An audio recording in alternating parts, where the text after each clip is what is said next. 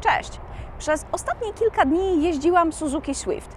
Czy rzeczywiście jest Swift i czy dziewczyny zakochają się w nim tak, jak w modelu wcześniejszym o 2 generacje? Tak, tym, który reklamowała Joanna Brodzik? Oto 7 rzeczy, które trzeba wiedzieć o tym samochodzie.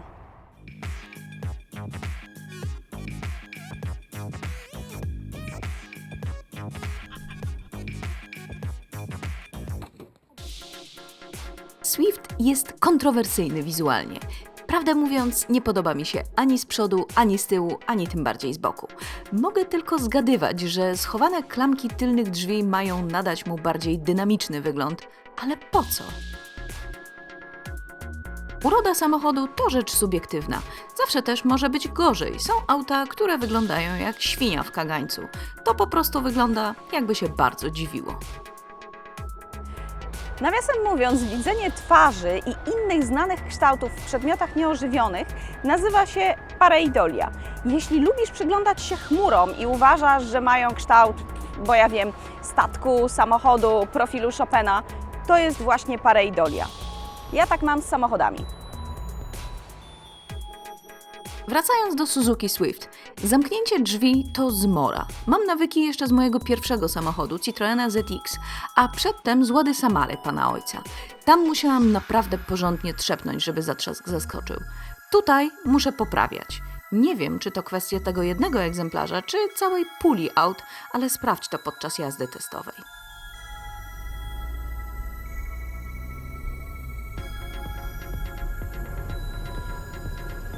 Litrowy, 3-cylindrowy silnik w zupełności wystarcza. I w mieście, i na autostradzie. Suzuki pojechaliśmy do Sopotu. Dzięki automatycznej skrzyni i tempomatowi jazda była w miarę wygodna. W miarę, bo jak każdy mały samochód, Suzuki też nie ma szacunku na drodze. Na lewym pasie podczas wyprzedzania kolumny ciężarówek tak samo. Ale jeśli na chwilę o tym zapomnieć, to Swift jest przyjemny, szybki, zwinny, zgodnie z nazwą. Fantastycznie skręca, manewruje się nim z przyjemnością.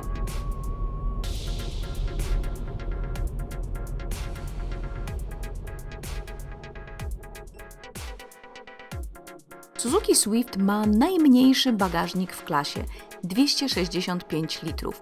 Więcej ma na przykład Citroen C3 czy Opel Corsa, którym jeździłam kilka miesięcy temu. Zakupy, które teraz widać, to spore zapasy dla nas i dla mojej mamy. Zgrzewki wody, płatków, mąka, makarony, trochę chemii domowej. Ostatnia torba jechała z tyłu, bo nie domknęłabym bagażnika.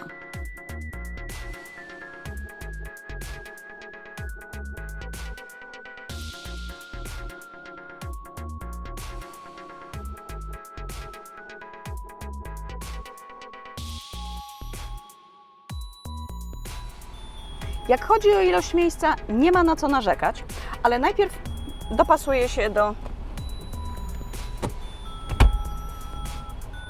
Co prawda teraz nie widzę górnej części zegarów, ale co tam jest takiego do oglądania? Teraz schowki, Wasza ulubiona część. Okulary, proszę bardzo. Telefon, też tutaj.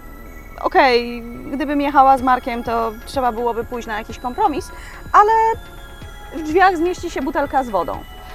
Mamy też tutaj schowek, całkiem praktyczny. Jest dobrze. W tej wersji jest nawigacja. Niestety jest koszmarnie wolna. Wpisanie adresu to próba dla mojej cierpliwości. Potem niby jest lepiej, ale zauważyłam, że wersja mapy jest bardzo stara. Warszawiacy na pewno znają rondo przy Arkadii. Od ładnych kilku lat każdy pas prowadzi w konkretnym kierunku. Kiedy włączyłam nawigację, okazało się, że według niej mogę z lewego pasa skręcić w prawo.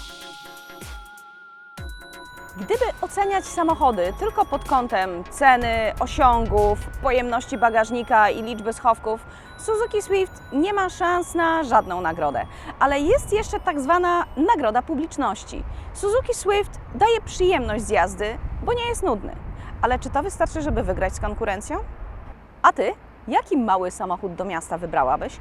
Daj mi znać w komentarzu. Jeśli podobał Ci się mój test, daj łapkę w górę, a jeśli chcesz być powiadamiana o każdym moim nowym wideo, naciśnij dzwoneczek. Kolejny test w czwartek za tydzień o tej samej porze. Może nie będzie tak wiało, bo mi fryzura się psuje i wyglądam jak spaniel. Dlaczego jak spaniel? Dzięki i do zobaczenia.